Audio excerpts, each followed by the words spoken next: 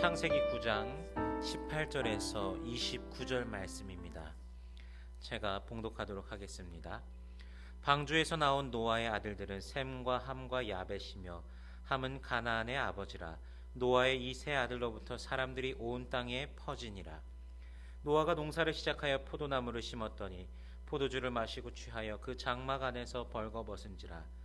가나안의 아버지 함이 그의 아버지의 하체를 보고 밖으로 나가서 그의 두 형제에게 알림해 셈과 야벳이 옷을 가져다가 자기들의 어깨에 메고 뒷걸음쳐 들어가서 그들의 아버지의 하체를 덮었으며 그들이 얼굴을 돌이키고 그들의 아버지의 하체를 보지 아니하였더라.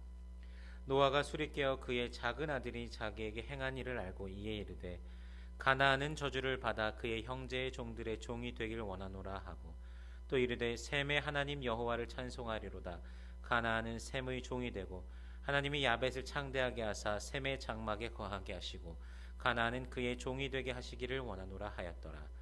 홍수 후에 노아가 350년을 살았고 그의 나이가 950세가 되어 죽었더라. 아멘.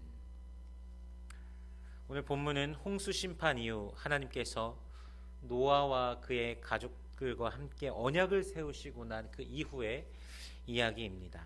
오늘 본문을 통해서 하나님께서 우리에게 주시고자 하시는 메시지가 무엇인가 살펴보도록 하겠습니다.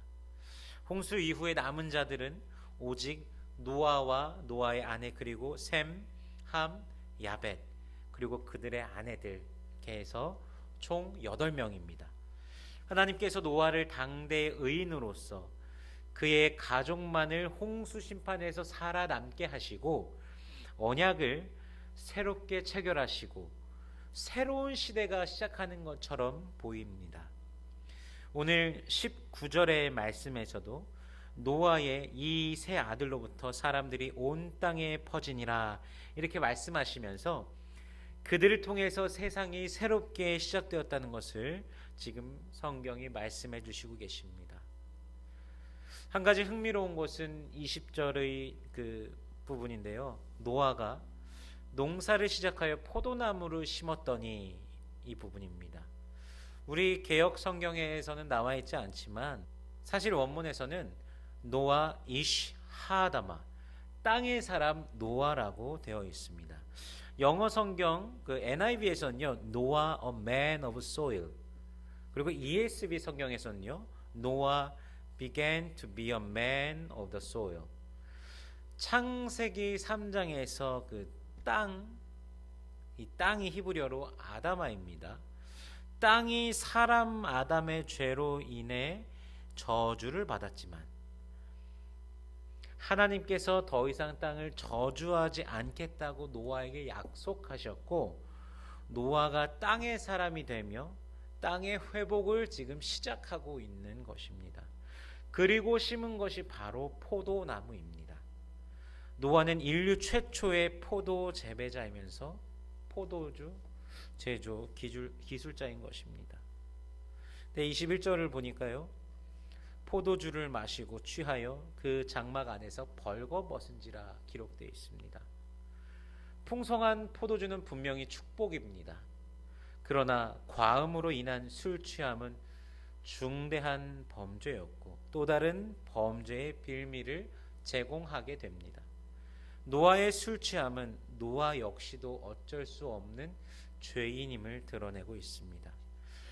그 무서운 홍수 심판, 하지만 그 가운데서 살아남는 큰 은혜를 경험하고도 인간은 늘 깨어있기가 솔직히 쉽지 않습니다. 수치스러운 줄도 모르고 하나님과의 교제를 망각한 채 세상이 주는 그 기쁨에 취해 있지 않은지 우리들은 자신을 늘 돌아보아야 됩니다.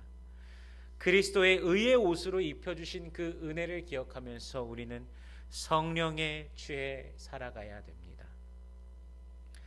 22절에 가나안의 아버지 함이 그의 아버지의 하체를 보고 밖으로 나가서 그의 두 형제에게 알림해 이렇게 기록되어 있습니다.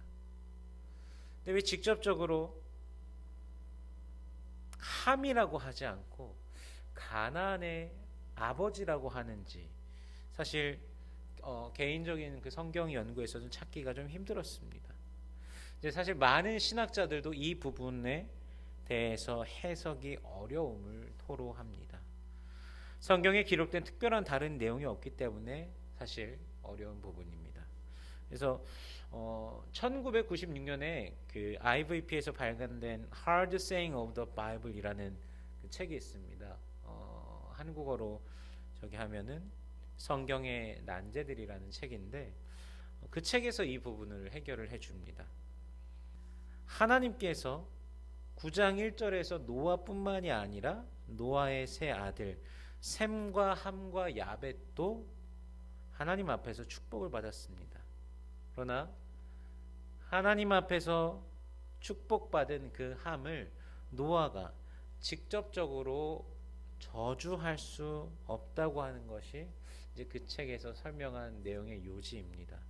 그렇게 생각하면 이 장면들이 노아가 왜 직접적으로 함에게 그렇게 저주를 하지 않고 가나안에게 쉽게 말해 저주를 했는지 그렇게 보면은 이해할 수 있을 것 같습니다.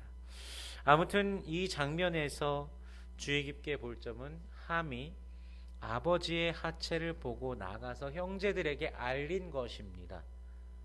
어이 형제들 일로 와봐. 아버지가 술 취해서 하체를 드러내고서 그냥 주무시고 계시네. 어서 와서 이리 좀 봐봐. 아버지에 대한 공경의 마음을 찾아볼 수가 없는 행위입니다. 그 말을 들은 셈과 야벳은 오히려 옷을 가져다가 뒷걸음질 쳐서 들어가서 아버지의 하체를 덮어드리고 얼굴도 그쪽으로 향하지도 않고 나옵니다. 가정 안에서 사회 속에서 아버지의 권위를 떨어뜨리고 명예를 지켜주지 않고 가정의 신성함을 그 함의 작은 행동이 깨뜨린 것입니다. 우리도 종종 지도자나 또는 그 어느 누군가의 허물을 볼 때가 있습니다. 그때 우리가 취하여야 될 입장이 무엇인가요? 첫째로 용서해야 하고 그 잘못을 지적할지라도 사람을 귀하게 여기는 마음을 잊지 말아야 합니다. 또한 나는 절대 그러한 실수를 저지르지 않을 것으로 그렇게 여겨서도 안 됩니다.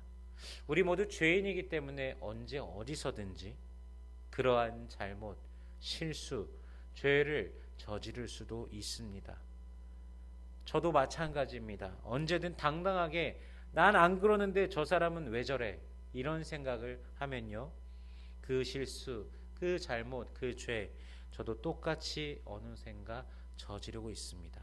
그때 가서 깨닫는 것입니다. 아, 내가 교만했구나. 여러분 절대로 그렇게 해서는 안 됩니다. 24절에서는 노아가 술에서 깨어나 무슨 일이 있었는지 알게 됩니다. 그리고 함의 아들 가나안이 저주를 받게 됩니다. 그 저주는 그 형제들의 가장 낮은 종이 된다는 것입니다. 26절과 27절에서 재차 나오지만 가나안은 셈의 종이 되고 야벳의 종이 됩니다.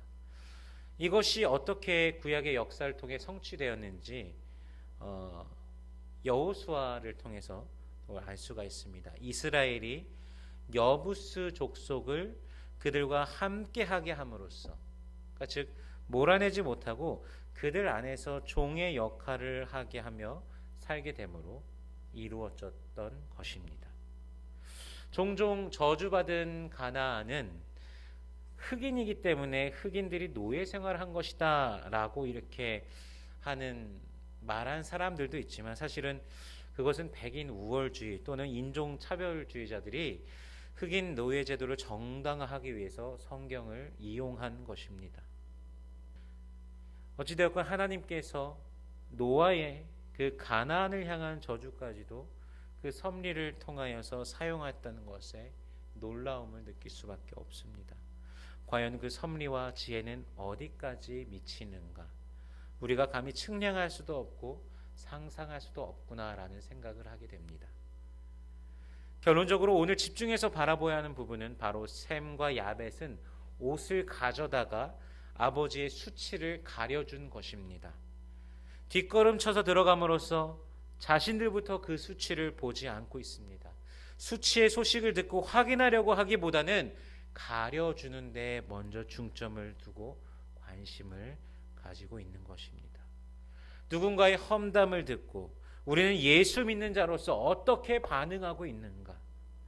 소문을 확인하려는 호기심보다 당사자의 영혼을 걱정해주고 그의 명예를 걱정해주고 있는가? 이 부분을 분명히 생각해 보아야 됩니다. 우리 삶을 통해서 여러분 생각보다 굉장히 많이 이런 일들이 일어나고 있습니다.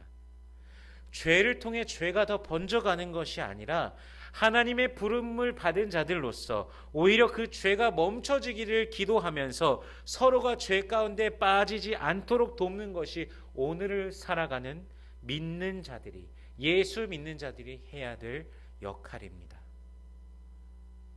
그것을 기억하면서 우리가 예수님의 이름으로 오늘도 살아가는 우리 성도님들 되시기를 주님의 이름으로 축원합니다.